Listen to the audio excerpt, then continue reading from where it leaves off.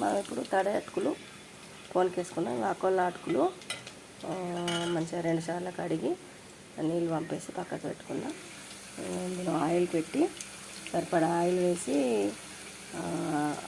ఎల్లిపాయ ముద్ద, మిరపకాయలు, పోపు దినుసులు, పల్లీలు, ఎల్లిపాయ ముద్ద, మిరపకాయలు వేసిన మంచిగా ఫ్రై అయినాయి. ఇప్పుడు ఇంకా మనం ఇందులోకి ఆనియన్స్ వేసుకుందాము. ఆనియన్స్ని పసుపు,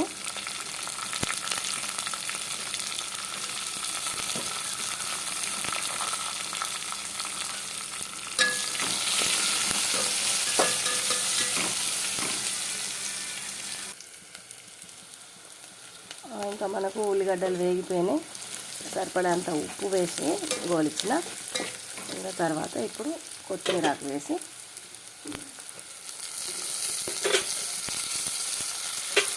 కలిపి కొత్తిమీర ఆకు కాస్త వేగిన తర్వాత అటుకులు వేయాలి.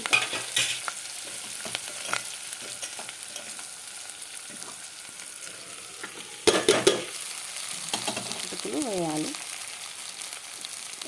ఇంతే ఫ్రెండ్స్, ఈజీగా సింపుల్గా తడి అటుకుల పోపు టిఫిన్, మార్నింగ్ టిఫిన్కి అటుకులు తిని చక్కగా కాఫీయో టీయో తాగితే ఇంకా ఆ రోజు